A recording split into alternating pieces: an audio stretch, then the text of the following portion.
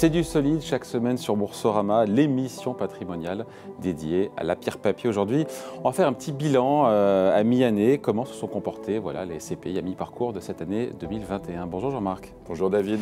Alors cette question évidemment elle est légitime, les épargnants qui ont des parts de CPI dans leur patrimoine se posent cette question, tout ça évidemment est normal. Il n'y a pas de mauvaise surprise comme certains esprits chagrins le redoutaient ? Non, on est plutôt sur une trajectoire de retour à la normale après un exercice 2020 qui finalement s'est pas trop mal passé parce que les actifs bien placés étaient résilients et surtout il y a beaucoup d'aides de l'État et notamment pour les commerçants.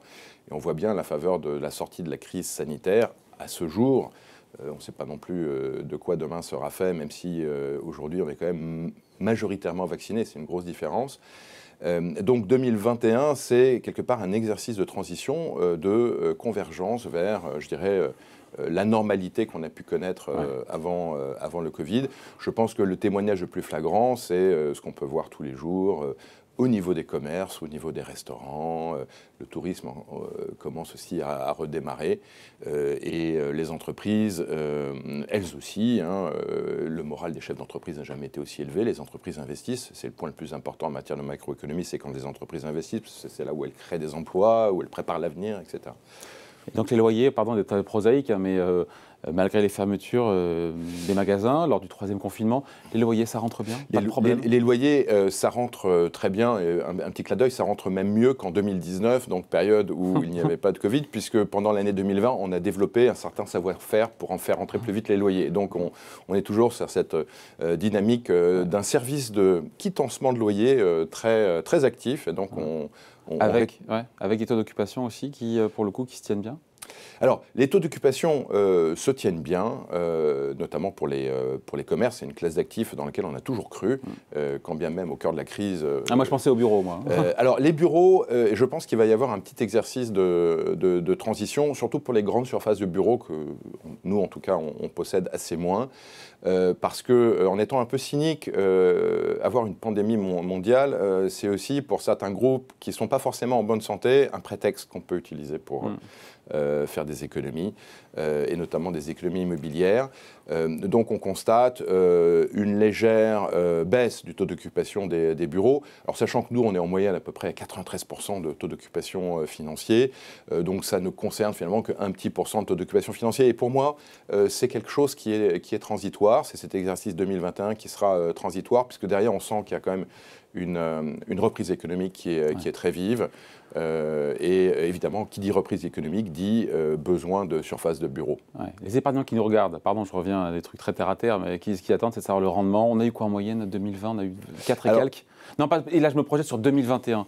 Ils disent, mais tiens, ma foi, année de reprise économique, est-ce qu'on peut faire mieux? Est-ce qu'on aura mieux en termes de rendement en 2021, cette année, par rapport à l'an dernier, qui était autour de 4 et quelques, c'est ça? Alors, en moyenne, les CPI françaises, en 2020, ont fait 4,18, donc ce qui est un excellent score. Il est précis, Jean-Marc, 4,18. 4,18, oui, c'est la deuxième décimale, alors que le taux sans risque, aujourd'hui, est de 0. Donc, d'ailleurs, c'est amusant de constater que l'immobilier n'a jamais autant rapporté quand on le rapporte au taux sans risque. En différentiel. Alors, bien entendu, s'agissant de rendement, les rendements ne sont pas garantis. Non, mais je le dis ça, moi.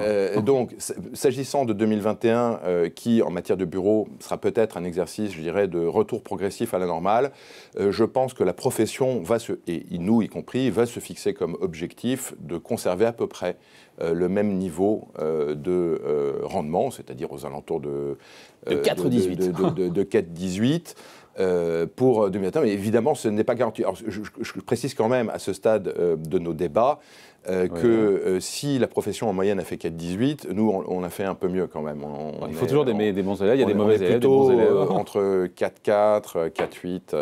Et la collecte, on finit là-dessus, Jean-Marc, elle se porte comment là parce que c'est une preuve de confiance, ou pas d'ailleurs, de la part des épargnants. La collecte reprend un rythme qui était son rythme d'avant pandémie, étant entendu que l'année 2020, on a vu une collecte certes active, mais néanmoins en baisse de 30% par rapport à l'année précédente. Et ça reste positif, c'est en baisse de 30%, mais ça reste positif. C'est-à-dire, au lieu de faire 8 milliards en 2019, on aura fait 6 milliards en 2020.